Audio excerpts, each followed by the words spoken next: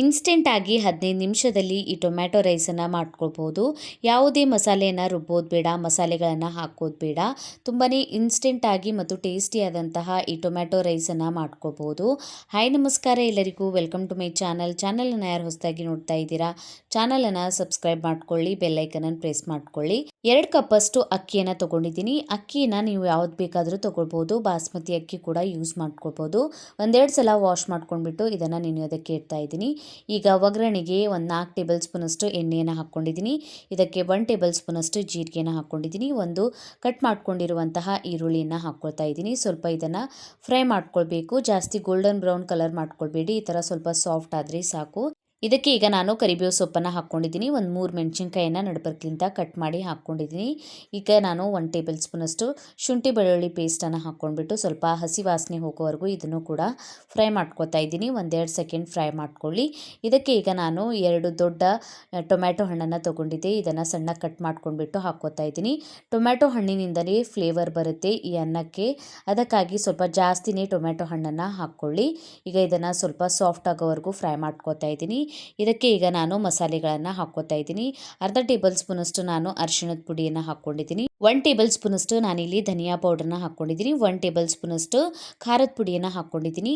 ಈಗ ಇದನ್ನು ಸರಿಯಾಗಿ ಟೊಮ್ಯಾಟೊ ಹಣ್ಣು ಸಾಫ್ಟ್ ಆಗೋವರೆಗೂ ಮಿಕ್ಸ್ ಮಾಡ್ಕೊಂಡ್ಬಿಟ್ಟು ಇದನ್ನು ಸ್ವಲ್ಪ ಫ್ರೈ ಮಾಡ್ಕೊಳ್ಬೇಕು, ಸರಿಯಾಗಿ ಮಸಾಲೆ ಎಣ್ಣೆ ಬಿಡುವವರೆಗೂ. ಇದಕ್ಕೆ ಈಗ ನಾನು 1 ಟೇಬಲ್ ಸ್ಪೂನಷ್ಟು ನೀರನ್ನು ಹಾಕ್ಕೋತಾ ಇದ್ದೀನಿ. ನೀರನ್ನು ಹಾಕ್ಕೊಳ್ಳೋದ್ರಿಂದ ಮಸಾಲೆಗಳೆಲ್ಲ ಸೀದೋಗೋದಿಲ್ಲ. ಸರಿಯಾಗಿ ಈ ಥರ ಮಿಕ್ಸ್ ಮಾಡ್ಕೊಳ್ಳಿ. ಟೊಮ್ಯಾಟೊ ಹಣ್ಣು ಈಗ ಸಾಫ್ಟ್ ಆಗಿಬಿಟ್ಟಿದೆ. ಈಗ ನಾವು ನೆನೆಸ್ಕೊಂಡಿರುವಂತಹ ಅಕ್ಕಿ ಒಳಗಿನ ನೀರನ್ನು ತೆಕ್ಕೊಂಡ್ಬಿಟ್ಟು ಅಕ್ಕಿಯನ್ನು ಹಾಕ್ಕೊಳ್ಬೇಕು. ಹಾಕ್ಕೊಂಡ್ಬಿಟ್ಟು ಇದಕ್ಕೆ ಈಗ ನಾನು ರುಚಿಗೆ ತಕ್ಕಷ್ಟು ಉಪ್ಪನ್ನು ಸೇರಿಸ್ಕೊತಾ ಇದ್ದೀನಿ. ಸೇರಿಸ್ಕೊಂಡ್ಬಿಟ್ಟು ಸ್ವಲ್ಪ ಇದನ್ನು ಮಿಕ್ಸ್ ಮಾಡ್ಕೊಳ್ಬೇಕು, ಜಾಸ್ತಿ ಮಿಕ್ಸ್ ಮಾಡ್ಕೊಳ್ಬೇಡಿ. ಒಂದ್ಸಲ ಈ ಥರ ತಿರುಗಿಸ್ಕೊಂಡ್ರೆ ಸಾಕು. ಕಲರ್ ನೋಡಿ ಎಷ್ಟು ಸರಿಯಾಗಿ ಕಾಣ್ತಾ ಇದೆ. ಖಾರ ನೀವು ಸ್ವಲ್ಪ ಕಡಿಮೆ ತಿಂತೀರಾ ಅಂದರೆ ಸ್ವಲ್ಪ ಖಾರದ ಪುಡಿಯನ್ನು ಕಡಿಮೆ ಹಾಕ್ಕೊಳ್ಬೋದು. ಇದಕ್ಕೆ ಈಗ ನಾನು 2 ಕಪ್ ಅಕ್ಕಿಗೆ 4 ಕಪ್ಪಷ್ಟು ನೀರನ್ನು ಸೇರಿಸ್ಕೊಂಡಿದ್ದೀನಿ. ಇದನ್ನು ಒಂದ್ಸಲ ಸರಿಯಾಗಿ ಮಿಕ್ಸ್ ಮಾಡ್ಕೊಂಡಿದ್ದೀನಿ. ಲಾಸ್ಟಿಗೆ ಕೊತ್ತಂಬರಿ ಸೊಪ್ಪನ್ನು ಹಾಕ್ಕೊಳ್ಳಿ. ಕೊತ್ತಂಬರಿ ಸೊಪ್ಪನ್ನು ಹಾಕ್ಕೊಂಡ್ಬಿಟ್ಟು ಇನ್ನೊಂದು ಸಲ ನಾನು ಇದನ್ನು ಮಿಕ್ಸ್ ಮಾಡ್ಕೊತಾ ಇದ್ದೀನಿ. ಈಗ ಕುಕ್ಕರ್ ಮುಚ್ಚಿ 2 ವಿಸಿಲ್ ಬರೋವರೆಗೂ ಈ ಅನ್ನನ ಬೇಯಿಸ್ಕೊಳ್ಬೇಕು.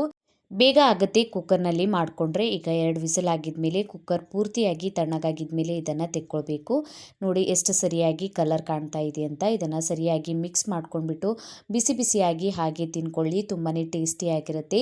ಯಾವುದೇ ಮಸಾಲೆಗಳನ್ನು ಹಾಕದೆ ಕೂಡ ತುಂಬಾ ಟೇಸ್ಟಿಯಾದಂತಹ ಟೊಮ್ಯಾಟೊ ರೈಸನ್ನು ಮಾಡ್ಕೊಳ್ಬೋದು. ಯಾವುದೇ ಮಸಾಲೆಗಳನ್ನು ರುಬ್ಬಿ ಹಾಕೋದು ಬೇಡ, ಏನು ಬೇಡ. 10 ರಿಂದ 15 ನಿಮಿಷದಲ್ಲಿ ಇನ್ಸ್ಟೆಂಟಾಗಿ ಈ ಟೊಮ್ಯಾಟೊ ರೈಸ್ ರೆಡಿ ಆಗುತ್ತೆ. ಇದನ್ನು ಬೆಳಗಿನ ತಿಂಡಿಗೆ ಅಥವಾ ಲಂಚ್ ಟೈಮ್ನಲ್ಲಿ ಮಾಡ್ಕೊಳ್ಬೋದು.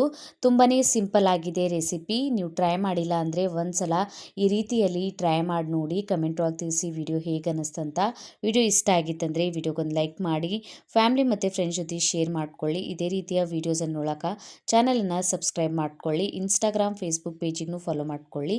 Thank you for watching.